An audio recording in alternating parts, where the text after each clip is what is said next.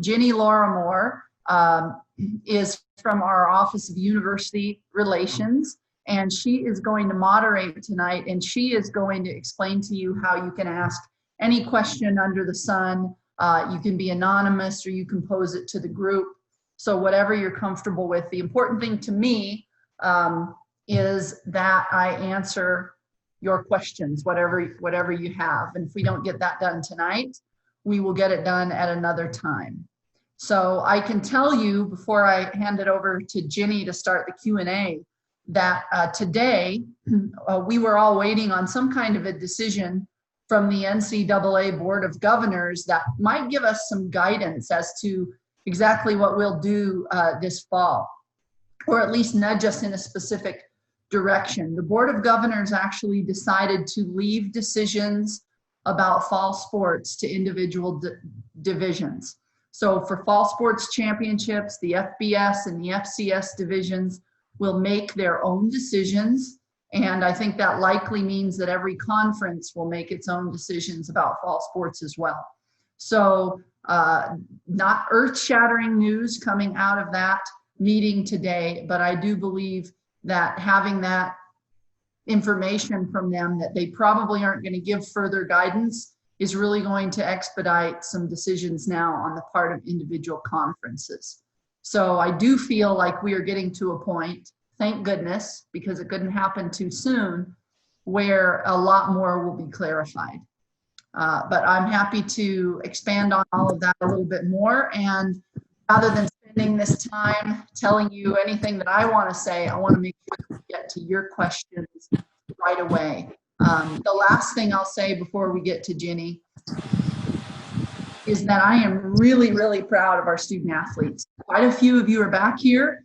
Quite a few, some of you are at home, but the circumstances that you've been so patient under and the way that those of you who are in town really are adhering to guidelines and following changing protocols and doing your best to keep yourself and others safe really shows a lot of maturity, and you're doing a great job. So really proud of my Bengals, as I always am, and looking forward to seeing how we can move ahead and what I can tell you tonight. So I'll introduce you to Ginny, and she's going to moderate, and she'll just take a moment and explain a couple of things about how this meeting will work. Hey, everybody. So we'll be taking questions, similar if you were in the last town hall. I'll put some directions there for you in the chat feature. So we will be taking questions in the chat feature. There are quite a few of us on here, so I think it'd probably be best if you direct them either publicly on the chat feature or put it directly to me on the chat feature, and I'll ask it anonymously that way. So it's up to you whether you want to post publicly or do it that way. I'm also recording this because in case somebody was unable to be with us today, that way Pauline can send it out. So I started recording a couple of minutes in, and this will be put on a private link on YouTube and then given back to Pauline so that she can send it out to all of our student athletes and parents for anybody who missed it. So I'm going to go ahead and start asking Pauline some questions. So anything that you feed to me, I will just ask her and she'll jump in and answer for you. So let's get started. So first one, Pauline, has there been a decision regarding eligibility if a student athlete were to opt out of the season? So there has not been a formal piece of relief legislation from the NCAA that I have seen. But I would expect that to happen. We do know, and our school is making clear, and some conferences have made clear, that we're not going to ask athletes to choose between their health and their scholarship. So when students feel like they have to opt out, if we have a fall season, it's not going to jeopardize your scholarship. We do know that our school will advocate, submit waivers, work with you, and do everything in our power to make sure that there is no eligibility issue for you. But in terms of having any definite relief legislation that's come forward from the NCAA yet, that has not happened. I have to place faith in the NCAA that they would make those decisions in the right way, and certainly in our conference, we're advocating with our representatives that should it come to that, that we believe there should be relief legislation in place. Okay. Pauline, while we're waiting on some more questions to come in, maybe you could talk to us about what your advice is for kind of staying positive in a very tough situation that we're all in. I give myself this pep talk every morning, you guys. I'm not kidding you. I have to do it every morning because this is tough. We really want answers and we really want certainty. But so what I can tell you for certain are a couple of things. Number one is that we are going to see a time when COVID is behind us in collegiate sports. You are going to be in the huddle with your teammates again. You are going to be practicing and training in a normal way. You're going to be on road trips and you're going to be in class. That is going to happen. We will get through this. It's hard to see that now, but I know that that is out there in the future and we're absolutely going to get there. And we're doing everything we can to make sure that we get there and all of you remain whole. The second thing that you can take confidence in is that every single decision we make, and I know it seems like we're not making any decisions, but every decision we make is made in the best interest of your health and safety and your experience as student athletes. Part of the reason that this decision-making process is taking so long, there are so many student athletes who want to play. There are so many student athletes who say, you know, I just hope we have a season. And then there are student athletes who say, well, I want a season, but I want it to feel like a regular season. I want it to be a meaningful experience. And then there are some student athletes who say, I'm scared to have a season. So we're trying to learn as much as we can and make decisions with the best information at hand, fight as hard as we can to keep your experience intact, but to also make sure that we're doing the right thing for your health and safety. So know that the decisions are going to be made with you at the center. That's absolutely the case. And second, you just have to know we're going to get through this and we'll come out on the other end slapping high fives. We probably won't ever share water bottles or do some things, the same handshakes the same way again, but we're going to be back on the floor or the field and we will put this behind us. Thanks, Pauline. Next question. What is the timeline for our conference to make a decision? Well, I believe that the most likely, now this is my opinion, right? If I had a crystal ball, I would be very happy right now. But I really think that some decision will come out of our conference, possibly this week, next week at the very latest. Tomorrow morning, the FCS Football Championship Committee is expected to have some guidance as to whether championships will take place in the fall or the spring.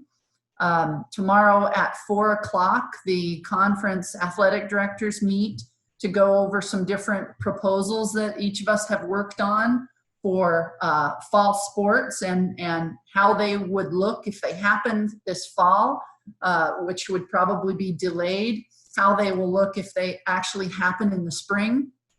And then the presidents of the Big Sky Conference meet again on Thursday afternoon.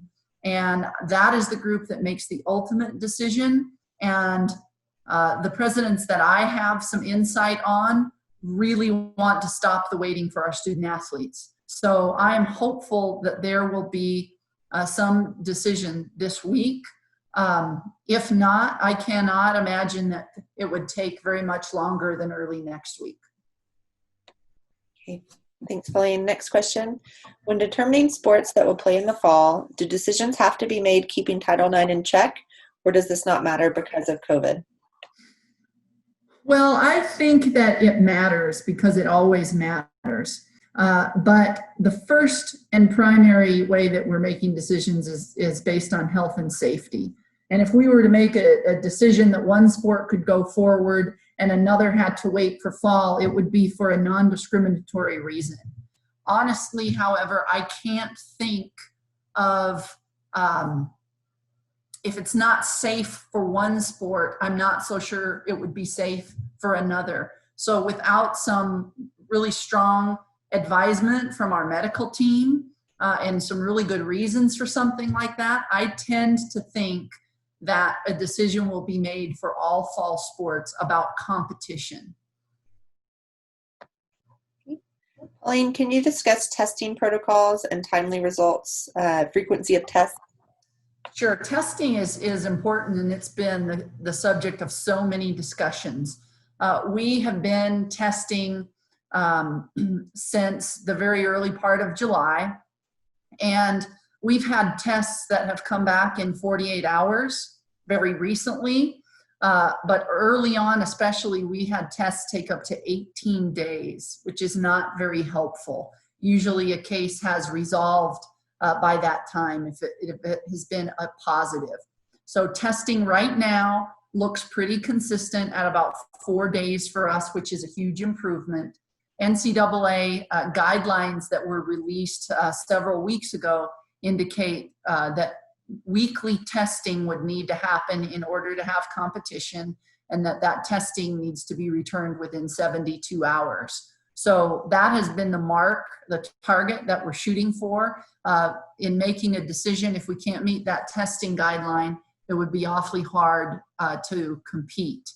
The testing protocol here at Idaho State, the recommendations say that there is no need to test asymptomatic people.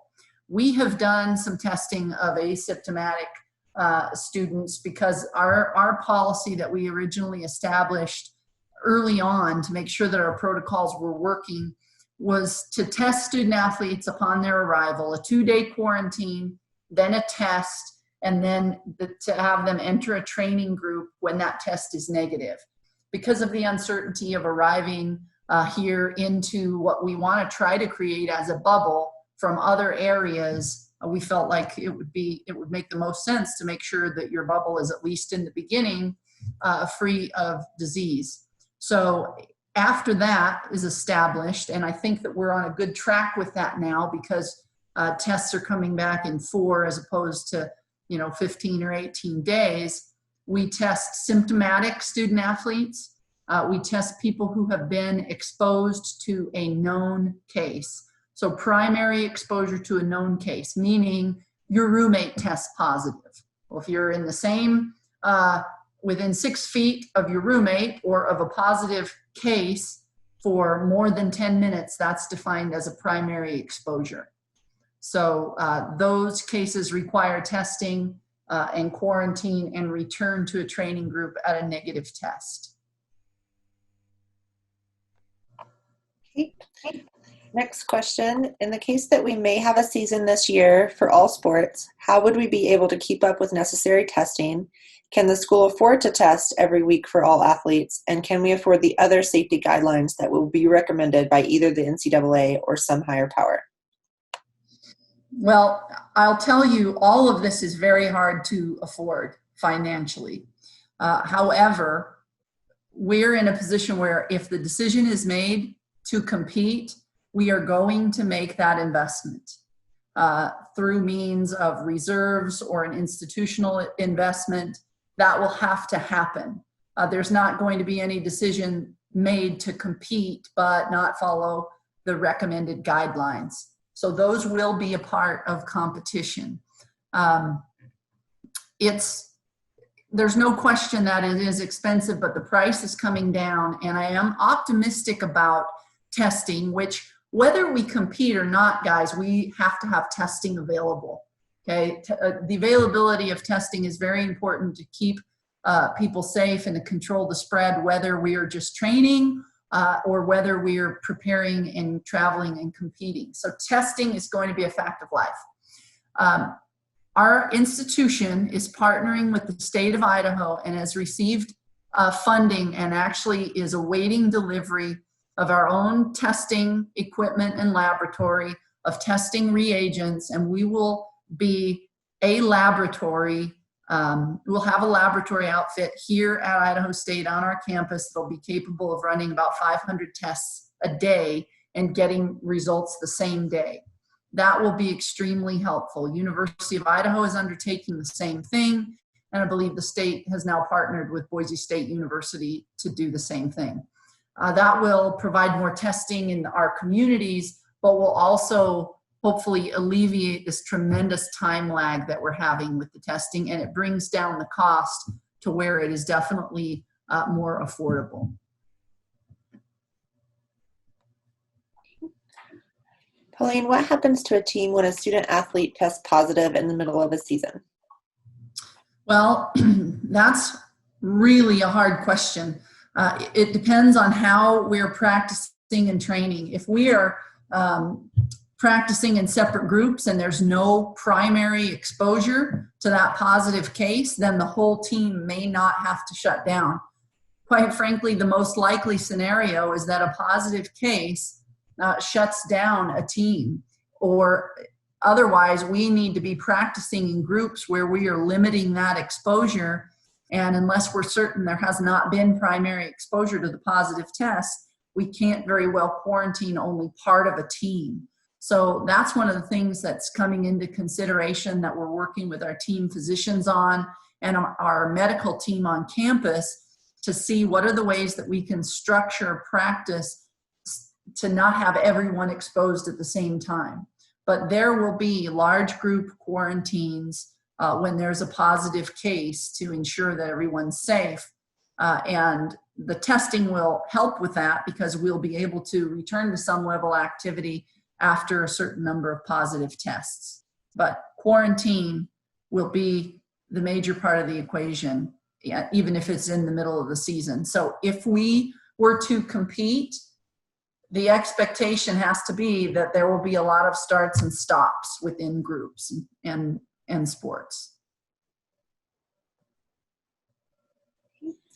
Outside of testing, how will our athletes be protected during competition?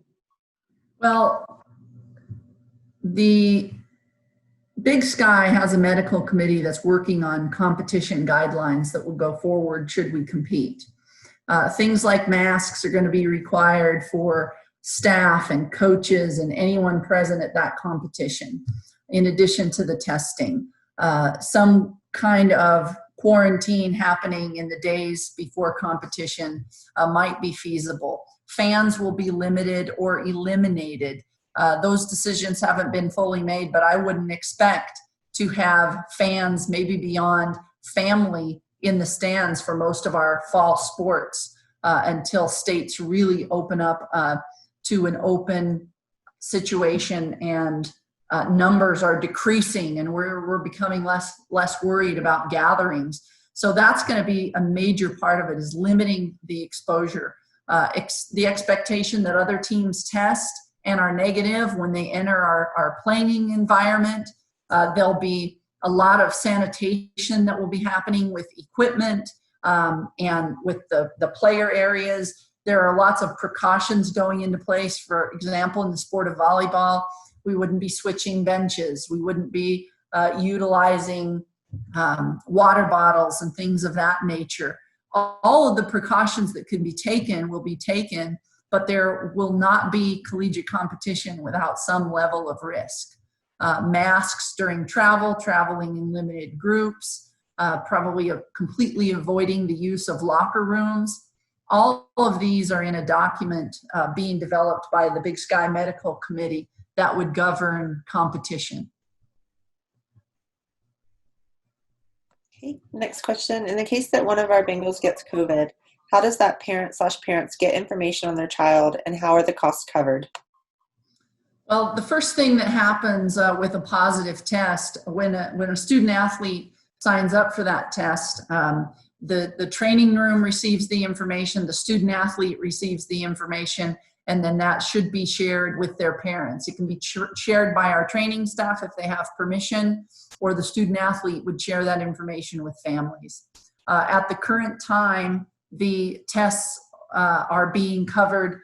They are being submitted to insurance, and the Department of Athletics is funding the balance of that test if it is not entirely covered. We are seeing a lot of tests being covered, but the department intends to cover the cost of tests for student athletes in particular, because we could expect that exposure may have happened inside of our bubble. We don't know, but it is absolutely necessary to test in athletics. And so our intention is to continue to cover those costs. Next question. Having talked to a lot of the players, coaches, and the medical staff, almost everyone I have talked to thinks that it would be best to push back the fall season to the spring. What is your stance and the Big Sky's stance on moving to spring? Well, the Big Sky is currently discussing that. For me, and everyone is so reluctant to give their personal opinion, but when my Bengals ask me a question, I answer it.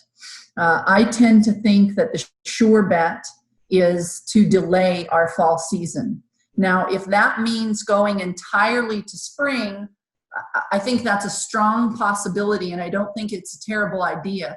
However, I think that there is also the notion that we could successfully have a hybrid season where some of that takes place late in the fall. If things were to open up, if things were to become safe, if we were to have a vaccine available, I think if we had the time to get our student athletes ready and properly conditioned to compete, for them to start training more rigorously and possibly get in some games towards the end of the semester, that might be feasible. I don't think that it would be very early in the fall, however. I think the sure thing is to move competition to spring. I personally, as I lay my head to rest at night and really try to think about the situation that we could best plan for and get ready for and the best way to preserve competition, my discussion has centered around what would a season that happens in the spring look like. There are special challenges with that. If you can imagine a staff of our size running all of the sports in the spring, all of you who are student athletes, I know are feeling heavy-hearted for our athletic trainers who really are working 24/7, and we would need to beef up staff and do things of that nature and probably stagger seasons. But I personally think that spring competition is a very good option. You know, my goal is to preserve your competition experience. I don't think having a very, very short fall season is the best experience. I don't think having to go into competition when you're not comfortable yet in your length of training to prepare, I don't feel like that's the best experience for our student athletes.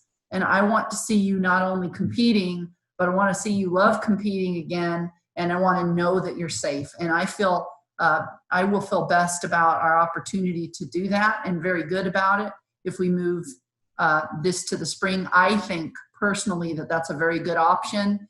It is one that has been discussed at the Big Sky level, as is a hybrid season, as is something that looks like a few games in the fall for preparation in controlled environments, moving to a more robust season in the spring. But I will say that everything is still on the table at this time. Next question. The Big Sky announced soccer would be delayed with competition starting mid-September. Is this not set in stone and this may be moved? I don't think anything, for right now, today it is set in stone. But that could change tomorrow. If that rule was made, that decision was made with full intention to begin playing late in September. But I think as time moves and we continue to, see cases rising in all kinds of different environments, the responsible thing is going to be to revisit that decision. So I don't think that we're, right now we have to plan for those late start dates, and we have made our reporting dates accordingly, but I think all of them could change, absolutely. I think some sports could see a move and others could go forward on their reporting date because it is easier to keep everyone safe when everything isn't happening at the same time. Some sports depend less on outside attendance and involve much smaller crowds and wouldn't be impacted as significantly if we didn't have crowds. All of those things come into the decision, but I think that all of the options are wide open. Those start dates are tentative and could certainly change. because it's based on health and safety. But understand, when I'm talking about the Big Sky Conference, I have a lot of confidence in the measures that we're taking right now at ISU to keep our student athletes safe. Keep in mind that here in Bannock County, I think that we've had 400 cases or so since March when this started. Other communities look and go, 400 cases, what are you talking about? That's next to nothing. So in a lot of respects, we feel confident in our environment here at Idaho State, but I would be very naive to tell you, sure, we're going to start on September 18th when Portland State hasn't been able to touch a ball yet, not a volleyball or a soccer ball or a football. When Eastern Washington hasn't touched a ball, when the California schools are dialing back. So even as I feel confident in what we're doing at our school, we may not have opponents to compete with by those dates. Okay, we're caught up on questions for the moment. Pauline, maybe while we're waiting for any additional questions, we could talk about how we can help you and administration and what you'd like us to focus on in the meantime. Well, sure. In the meantime, I have had the opportunity to talk with a few student athletes. And as I mentioned at the very beginning, some of you are ready to play. Some student athletes are just, ready to jump into competition and hopeful that that's what happens. And others are very tentative. And I'm always curious to know, what do you think? How would you feel about a fall season? What do you see as the best option in moving to spring? Because your voice is always important to me, and I advocate for the things that I hear from student athletes. So I'd be curious to have you drop me a note or an email and say, hey, Pauline, when you're in these discussions, I really hope that we play. My family is excited and we understand the environment that we'd be playing in, and I feel safe or I don't feel safe. I'm interested to know those things and share those impressions as I go forward. And student athletes that I've heard from, I've anecdotally shared some of their feelings in the discussions that I have, and they're important. So you can always help me by sharing how you're feeling. The second thing that you can do, and this is going to be absolutely critical, whether or not we go forward with fall competition, you're going to be in training situations, you're going to be in class situations, you're going to be you're going to have to go to the grocery store. It's really important that as we try to create a bubble on campus, we have you in groups of 15 and one on a platform for lifting. We're taking your temperature when you walk in the door. We're sanitizing like crazy before you come in, after you leave. All of those things are happening, and it's demonstrated across this disease environment that those things work. But if you're not adhering to those things in the rest of your life, when you're not on campus, when you're not in practice, when you're not in the weight room, then we don't have a chance of having a good training environment. So adhering to the protocols, wearing your mask, social distancing, and my goodness, I'm thinking back to college. What a dagger to the heart it would have been if you told me I can't gather with my friends. But gatherings and groupings are where we're seeing the transmissions happen. So adhering to all of these guidelines, it's a matter of personal accountability and responsibility that we all have. And it's the most important thing that we can do. Completing your daily questionnaires, being completely forthright in your symptoms and in where you've traveled and when, if you go home for the weekend, those kinds of things. We need to understand what's going on so that we can best control our population and keep everyone safe. And then the last thing that you can do is continue to be patient. I know it's frustrating to wait, but there are a couple of things to think about when you start to get frustrating about the time that it's taking. The first is that many of you are already here and have been here for voluntary training. And so it makes sense for you to stay here. We've been safe thus far, and what we do know is that regardless of competition, there will be some provision for student athletes to train and to practice and just to keep up your craft. And overwhelmingly, I heard in the spring, and I've heard in the summer, and I've heard in the fall, that's something that's important to you. Now, keeping you away from your sport, from something that you love, is very, very hard. So as we make these preparations, it's not going to be all for naught if we don't compete. We still have to know how to conduct some training and some CARA hours in an environment that's safe, because that is likely to be part of the fall semester no matter what. Next, Pauline, we have some feedback about the fall. I also support the movement of fall sports to spring. What benefits can there be in trying to play in the fall? Next question, are we able to opt out of the season for safety purposes and retain eligibility? Retain eligibility, I don't know. In terms of retaining a scholarship, I've told you and committed to you that the answer is yes at Idaho State. Eligibility will be a matter that goes beyond us. So will you get that year back? I would hope and put trust in the NCAA that they would make that decision and make some relief available. But we don't know that. And I do not make a habit of trying to predict with any certainty what the NCAA would do. So I think that we would want to sit down together, and I would never discourage you from making that choice, because I understand your health comes first and I would never put anything else before it. But I would want student athletes to fully understand what the consequences could be or may be, or if there's relief legislation on the table, what that is.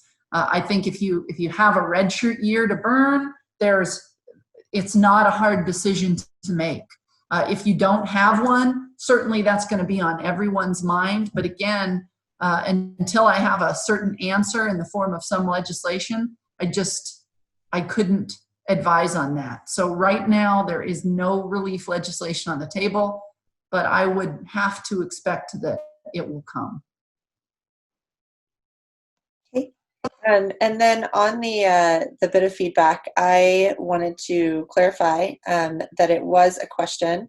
I didn't realize the second part was a question. So what are the benefits for trying to play in the fall with the current situation? Well, the benefits for playing in the fall would be if conditions become safe and we were to play later in the fall and go with this idea of hybrid seasons, you're going to get more games in, more experience. The benefits would be that we would be able to devote a larger chunk of staff and space. Having all sports in exactly the same span of time is going to alter training. It's going to alter the facilities. It might mean, if you're used to practicing from 2 to 4, practices might end up being 6 to 8 because we've got to fit everyone in at the same time span. So if conditions became safe, I really could see the benefit to having a little bit more time to spread all of these sports out and make sure that everybody's having the best experience that they can have.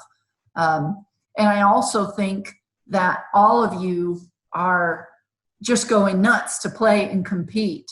And we don't certainly want to hold that off longer than we have to, but we don't want to return until we're very confident in the environment that we can put you in. Other than that, your mental health, just returning to engagement with student athletes, with your teams, returning to competition. I know that that's part of all of you. It's part of me. So it's going to be something that we really celebrate when we're able to get back to that. So if it's a safe environment and our medical teams, we can put all of the right precautions in place and have some assurance that we were doing the right thing, I think that opening up to some kind of competition in the fall would have those benefits. Next question. If fall season is pushed to spring, what will be the workout schedules and on-campus requirements for fall semester? And can student athletes attend online at home? I would expect that there would be CARA hours allowed the NCAA, and that training would be part of that regimen. Overwhelmingly, we've had feedback from students that they like being in a seat with an instructor, with a professor, that they feel they learn best that way, they perform best that way. So I think that the best possible scenario would be if you were able to continue some training and be a student in class and taking part in student life to the degree it was possible.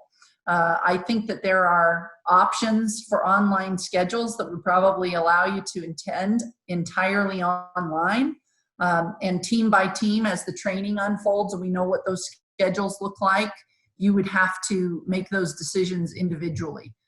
If there are people who feel that they are only safe attending online from home, then we would have to have a discussion about how that would look and make sure it wouldn't impact progress towards degree or have any other, unintended consequences on eligibility or training or conditioning. So one of the major things that is of a concern to me is that we see that when student athletes return home, one of the big frustrations is having the ability to train at a high level, and so that you're fit and in condition to return to sport when that happens. And I wouldn't want to compromise that. But I think there are probably going to be, if I'm being honest with myself and everybody else, arrangements that suit everybody that are all very, very different in different models. There are a lot of online classes available, but unless there is a move to fully online courses, I think many of them are going to require some level of on-campus participation. But those are all discussions that I think are best had on a case-by-case basis. And in the end, we're going to do what's right and what's best for every student. Okay. Next question. Would the scholarships of all student athletes still be honored if there were no season this year? Yes. Okay. Next question. How would the decision regarding fall sports impact spring sports? Well, every single sport, I think, is going to be impacted if that happens, because seasons will have to be moved to fit together like a puzzle. So I think we would try to hold some of the traditional late spring sports harmless, especially the ones that missed their seasons last year. They've already been impacted, though, by Big Sky decisions to have conference-only play take place, or reduced championships, or adjusted schedules. For instance, tennis is playing in pods, and tournaments, Big Sky tournaments, have changed to have a more limited number of teams, and preseason schedules have been cut dramatically, both to make it easier and safer to execute and to be fiscally responsible so that we do have the funds to invest in the safety measures that we have to take. So I think every sport will be impacted in some way. We can expect reduced non-conference travel in almost every case, and there have been adjustments made to almost every sport to shorten the conference season and to reduce the size of the conference tournament. So those changes would stand, and then scheduling arrangements would have to be made differently to fit all of the spring sports in. Okay. Next question. If fall season moves to spring, will it be a shortened season? Will they then have a month off before starting the next football season? If football, and this sounds like a football question, I think that it stands to reason, and I would advocate for a shortened season. I wouldn't feel comfortable, playing an 11 or 12 game season in the spring and bringing you back after 4 weeks of rest for another 11 or 12 game season. So I don't think that makes sense. I think I would predict if football moves to the fall, for it to be a shorter season, and we would want to be wrapping that up early in May to allow at least 8 weeks or so of rest before you began to train again for a fall season. I think that's important. I think people need rest. I think right now we're all saying, I've had enough rest, but that's something that we would want to be mindful for, and that would be foremost in the planning for a spring season for sure.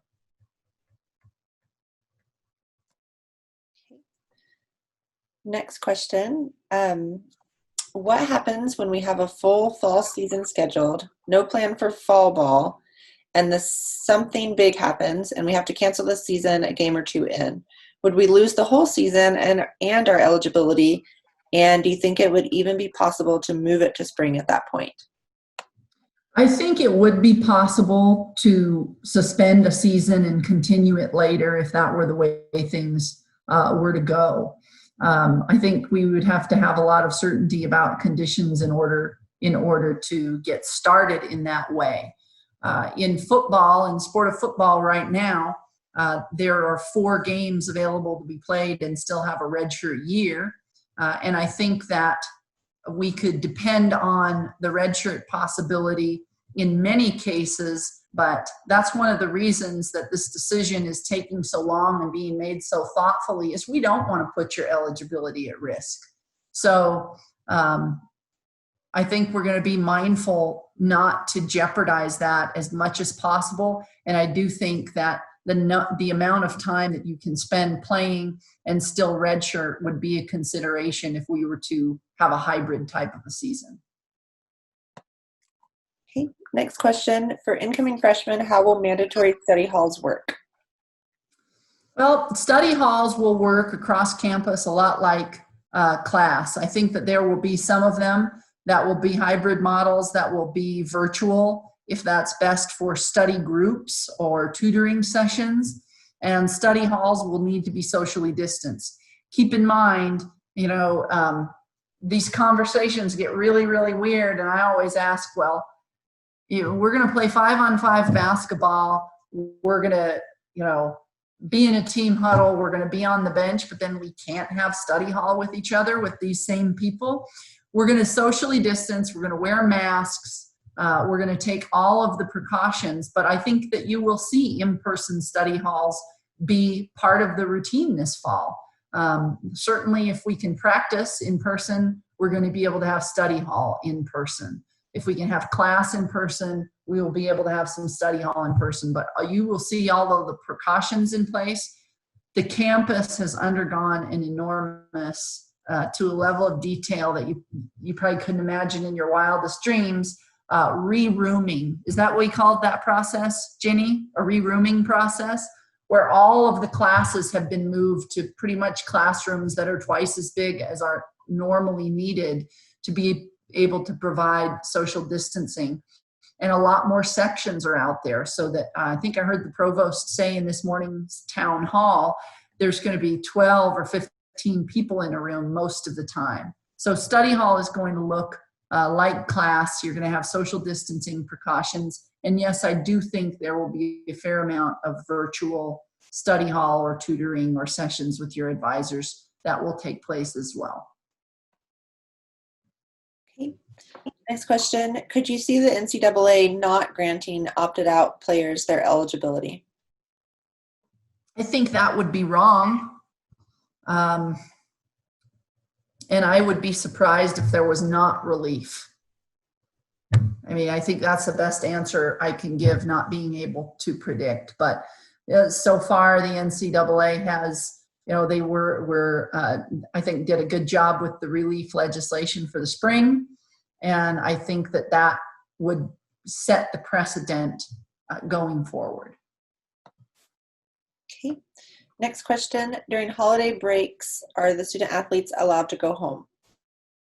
Yes, that would be the expectation, especially if we were to suspend until the spring. If that happens, there are sports that sometimes never go home for holidays. I mean, I've been on many of Big Sky volleyball championship trips over Thanksgiving. I haven't spent a Thanksgiving in Pocatello in the last 2 years because of NCAA work. Basketball is often very, very skinny at Christmas time in terms of days off because they're opening a conference season on December 28th. And so those types of things will remain for the seasons that remain normal. If basketball is happening at a normal level in December, I think that you could expect to have Christmas break look exactly like it's always looked for basketball, meaning you're lucky if you get to be home for Christmas Eve and Christmas Day and a couple of days on either side of that. The same with volleyball at Thanksgiving time. So those kinds of things that are normal during competition, you have to expect to happen again. But we're not going to, it wouldn't be a COVID related mandate that, you know, because we don't want you going home and getting exposed to a different city, you can't go home. So the expectation would be that probably most of our student athletes would go home at Thanksgiving time, which is the campus plan, to be able to take finals online and not return until after Christmas. If you're out of a season, those things are going to be available to you. If you normally would be in a training and competition season for a sport like basketball, then it's going to cut those holidays short, as all of us in collegiate athletics know sometimes happens. I just shared the Roaring Back site. This is isu.edu/roaringback. All of our return to campus information for students is on here. Additionally, if anyone has any questions about return logistics, any questions at all in general, not athletics related, you can email communications@isu.edu and we'll help figure out the answer for you. That's all the questions that have come in right now. So Pauline, I'm going to turn it back over to you for our closing. Okay. Well, if any sneak in under the line, Jenny, I definitely want to answer those. So if you think of something in the next moment, feel free to do that. I know that a lot of my answers have probably sounded like a really creative way to say, gosh, guys, I still don't know. But gosh, guys, I still don't know on a few of these things. I do know that we're getting closer to answers, and I do feel confident in the way that these decisions are being made. And I'm comfortable with the way that the discussions are going right now in terms of being thoughtful about how we consider a hybrid season, about how we consider the possibility of everything happening in the spring, which, you know, a couple of weeks ago didn't seem very likely. And to me, it now seems much more likely. So I feel good about the process and the things that are being taken into consideration, because you as student athletes are at the forefront of that. I just again commend you, every one of you that I stop on campus or in the parking lot at Holt and say hello. You've got a smile on your face underneath your mask. You're hanging tough in there. You're training. I hear from the athletic training staff that far and wide, the majority of our student athletes are following the protocols and just being champs. I know this is extremely hard for your parents. I know it's extremely hard. Trust me, I dropped off a 19-year-old daughter at school for training who is about to report, and she does not know yet if she'll have a season either. So I really know how hard this is on our students and on your psyche and on how you feel and on your outlook. So I'm concerned about that, and I want you to feel good that the decisions are being made in the right way and with you in mind. And I really want to restore you to 100% of what you're used to, but we're not going to do it until we know it's the right thing. So Ginny, we have any more questions that came in while I was going on there? We do. We have two more. The first one, how will we be notified if anything involving the season were to happen? I think that I would send out an email probably right away to our coaching staff and ask them to gather their teams. Usually the Big Sky, when it makes a decision, they put out a press release within about 30 minutes to an hour of that decision being made. So we're going to be reaching out probably with an email to coaches and with an email to student athletes and families right away as well. Next question, why aren't we reporting positive COVID tests anymore? So we have to be very careful with regard to HIPAA. And, you know, let's say, for instance, we had a water polo team and we say, oh, we had a water polo student athlete who tested positive for COVID. You know, you can, by the process of elimination, begin to narrow that down pretty quickly if you're the public. So we're really obligated to keep your health information as private as we can. And the way that we have been advised is to release that information as a campus So there's a website that's updated weekly with the total number of tests, the total number of positives, and then if there is a cluster in any given area on campus, whether it's athletics or student recreation or the College of Business or whatever it may be, that is how it is reported. And that is in order to protect your health information. It has to be reported because of the Clery Act to inform people that, you know, there is a cluster, there is some exposure in the Department of Athletics or in this dormitory or whatever. So that's why the clusters are reported. But we're doing the reporting the way that we're doing it in order to protect your health information, and we are following the guidelines of council to do that properly. And certainly if you are, you know, have been directly exposed to a positive case, the contact tracing requires that, you know, you're going to be notified of that exposure. I posted the link for that. That's also on the Roaring Back site, isu.edu/Roaring Back. This is the direct link, but there's also a link to it on that homepage of the Roaring Back site. Additionally, I think the only other thing I can add to your statement, Pauline, is that it's updated on Wednesdays. This next item is not a question, but just a thank you for having this town hall Zoom session. Oh, well, you're very welcome. I know that most of you have your cameras turned off. Last time I had my camera turned off during a meeting, it's because there was only palm trees and ocean behind me. So I wish that for you, although I know it's probably not the case for a lot of you. But I want to try to keep you informed as much as I can. Your coaches are well informed.